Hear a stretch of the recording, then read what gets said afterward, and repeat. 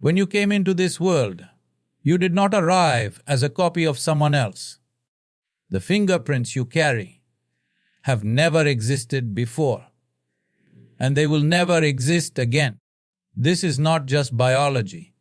It is a sign that life itself went to extraordinary lengths to make you unrepeatable. In a world of billions, there is not a single soul who can think exactly like you, feel exactly like you, or create exactly what you can.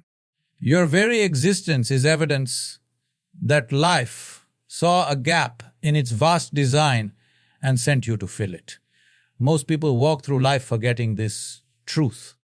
They trade their individuality for acceptance, their originality for approval. They dress like the crowd, speak like the crowd, dream like the crowd, and then wonder why they feel unseen. You cannot be seen when you are wearing someone else's mask. Life didn't bring you here to be a shadow in another story. It brought you here to write your own. Think about it. Even the smallest creature plays a role in the grand order of existence.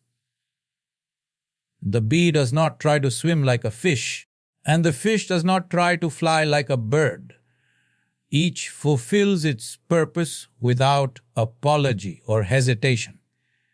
Yet human beings with the highest level of awareness on the planet often try to become everything except what they truly are. That is why so many feel restless and incomplete, because they are living someone else's script. You carry within you certain talents, instincts, and possibilities that no one else in human history will ever hold in exactly the same way. These are not accidents. They are tools placed in your hands for a reason. Your voice may inspire someone in a way no book ever could. Your mind may see solutions that others overlook. Your presence itself may be the comfort someone is praying for. You are not a random drop in the ocean. You are a drop that reflects the entire ocean in your own way. And here is the beautiful paradox. Your uniqueness is not for you alone. It is life's way of enriching itself through you. The purpose of a flower is not to admire its own beauty, but to share its fragrance. Likewise, your gifts are not meant to be hoarded, hidden, or compared. They are meant to be expressed. The moment you begin to live with this awareness, average can no longer hold you because you realize you were never designed to fit into that small box in the first place. No one is born with the word average stamped on their soul. Look at a child. Their eyes are wide with curiosity, their hands eager to touch everything, their heart bold enough to dream without limits. It is only later that life begins to whisper, be realistic. Don't expect too much. Stay where it's safe. And slowly, this whisper becomes a chain. But understand this, mediocrity is never given to you by birth. It is accepted by you somewhere along the journey.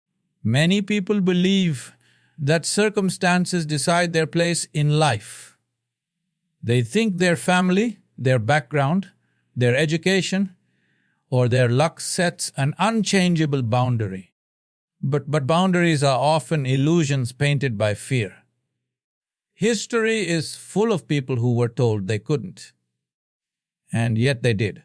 They refused to let their story be written by someone else's limitations. The truth is, you cannot always choose how your life begins, but you can always choose whether you will settle for the middle or strive for the peak. Average is seductive because it feels safe. It asks nothing extraordinary from you. It demands no risk, no exposure, no failure. You can drift through life in the comfort of the crowd without ever having to face yourself. But comfort is a slow poison. It numbs the fire within until you forget it was ever there.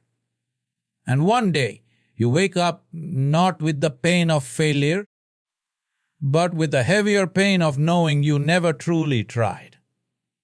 Greatness, on the other hand, is uncomfortable. It requires you to leave the familiar shore and walk into deep waters where you cannot see the bottom. It will make you face your fears, your weaknesses, and your excuses. That is why so many choose mediocrity, not because they cannot be great, but because they are not willing to pay the price. Yet the price of mediocrity is far greater than the price of greatness, because mediocrity costs you your own potential.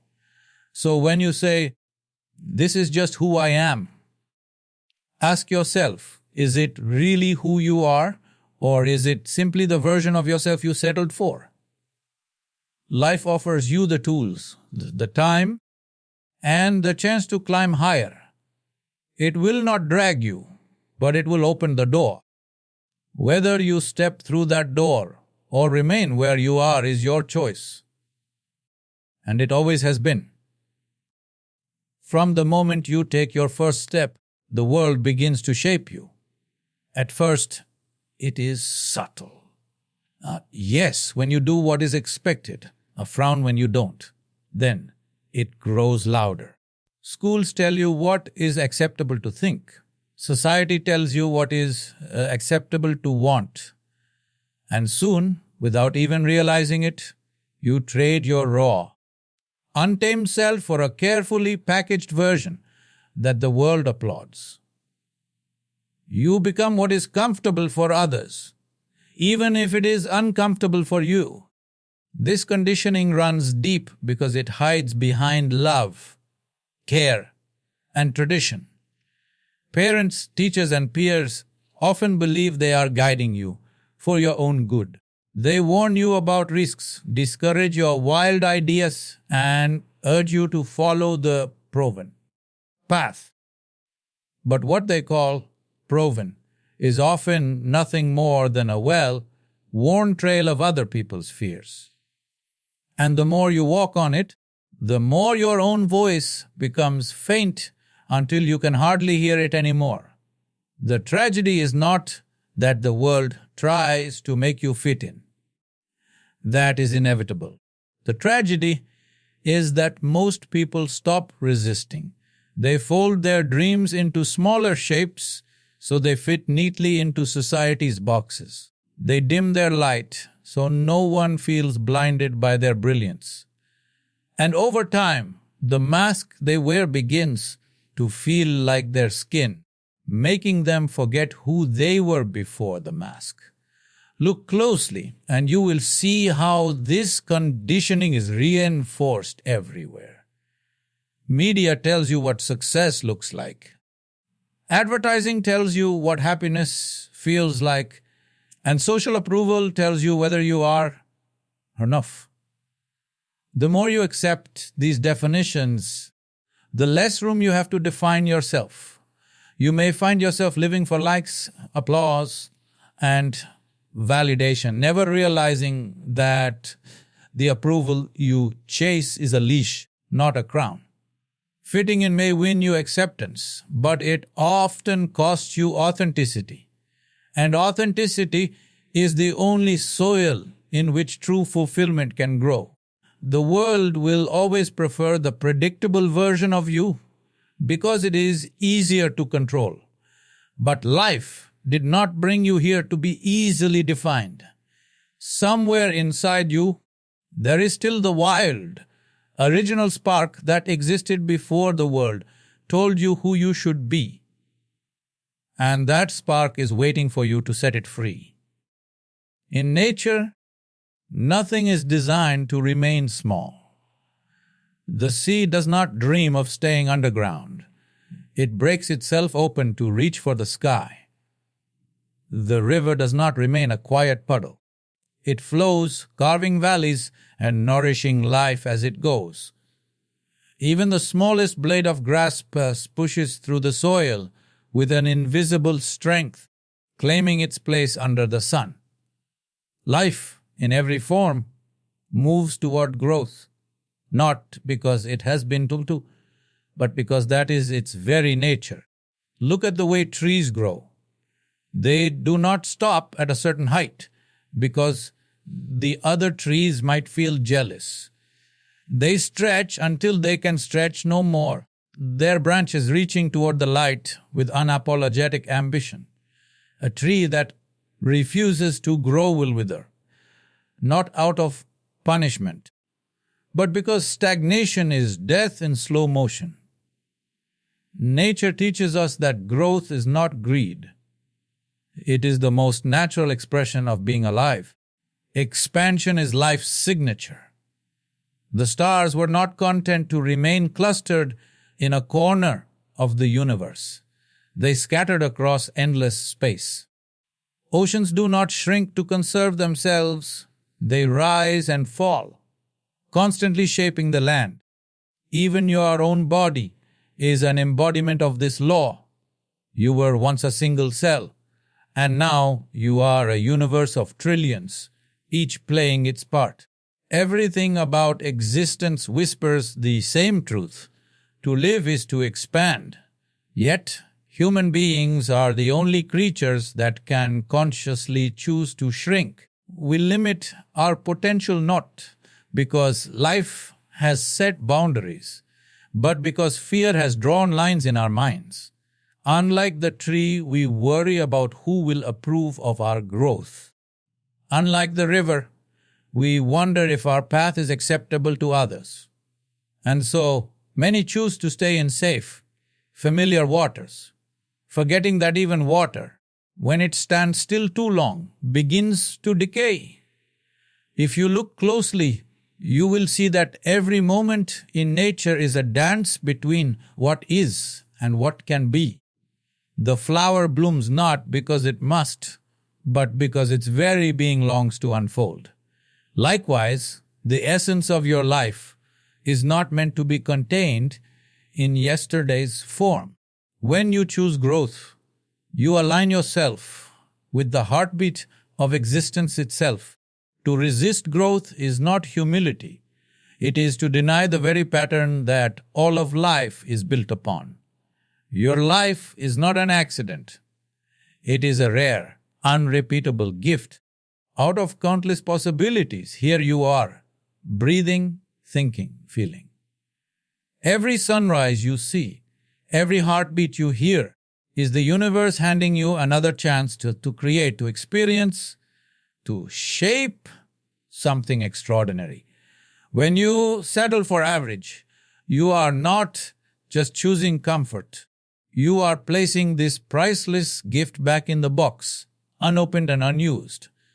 Think of all that had to happen for you to even exist. Generations of lives, struggles, triumphs, and survival came together so you could stand here today. Nature itself invested billions of years in perfecting the body and mind you now inhabit.